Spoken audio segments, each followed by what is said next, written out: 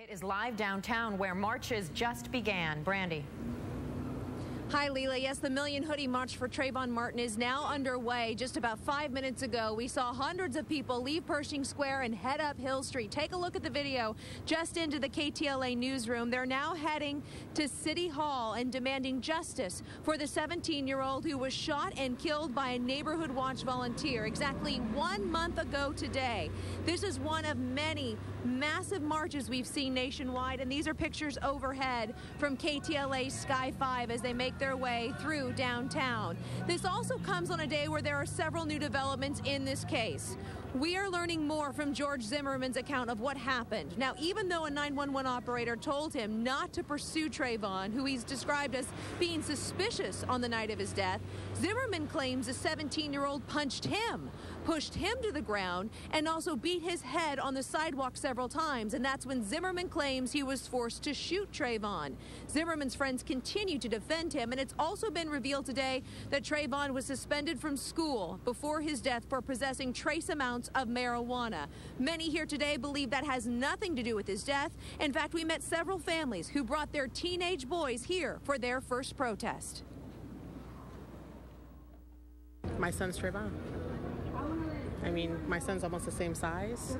He loves Arizona tea and Skittles, and he wears a hoodie every day. This could be my son, you know, and it's, as a mother, I can't even imagine what she's going through. My mom would care the same way if I got shot just by going at a store and getting Skittles and stuff. I can feel the same way that he would have felt if his parents saw him get shot. And there are a lot of teenagers, a lot of young children here today. And these, once again, are live pictures from Sky 5 overhead showing the march. And it began here at 5th and Hill Street. They're walking uphill and eventually ending at City Hall, where KTLA's Elizabeth Espinoza is standing by. She'll have an update from there coming up on the KTLA News at 6:30. And we will have a full wrap-up of all the events today right here on the KTLA News at 10. Micah and Leela, I do have to tell you, we talked to a police captain just moments ago, and they say so far everything has gone very smoothly. They were expecting a couple hundred people here today. They ended up seeing at least 500, so they decided to open one lane of the street, not just the sidewalk, the street for these protesters. And they say every Trayvon Martin protest so far has been peaceful. Live in downtown, Brandi Hitt, KTLA 5 News. Brandi, before you go, we know that this shooting has sparked outrage, a lot of anger all over the country. Tell us about the mood of the protesters right now on the streets there.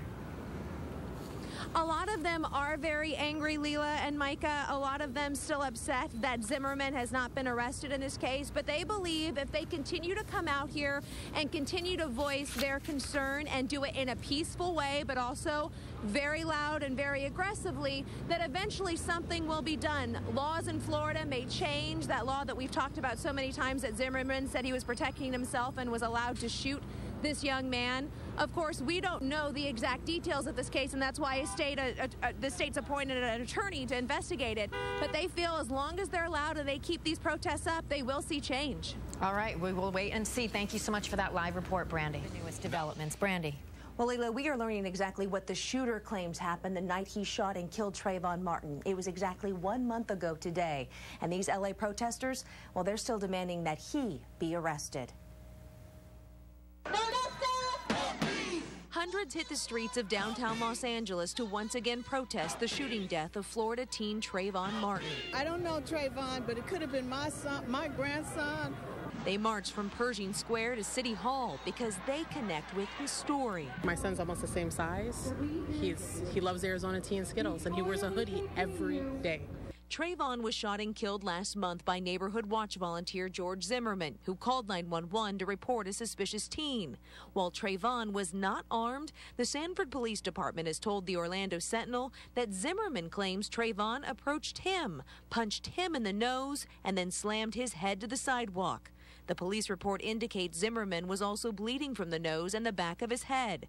Zimmerman claims he shot Trayvon at close range in self-defense. This was an incident where someone who was just trying to do the right thing. It's also been uncovered that Trayvon was suspended from school several times, once reportedly for graffiti.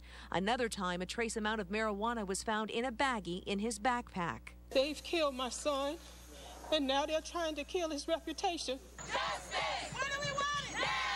Protesters believe the pot also has nothing to do with his death, and they think race was a factor. His tragic death, it really touched me to my core. All these people here, it actually proves the point that all these people care.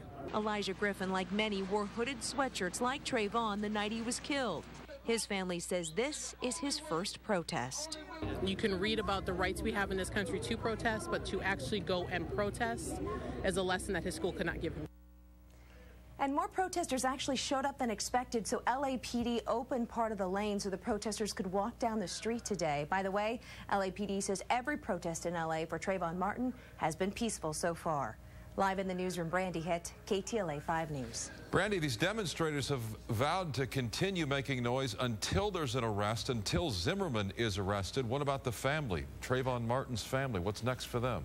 Well, Micah, what's interesting is tomorrow they are going to be going to Washington, D.C. We received word that Trayvon Martin's parents, both of them, will be visiting with the House Judiciary Committee, and they're expected to speak. We'll have to wait and see what happens then, but they are expected to be in Washington, D.C. tomorrow. And the story continues. Brandi, Yeah. Thank you.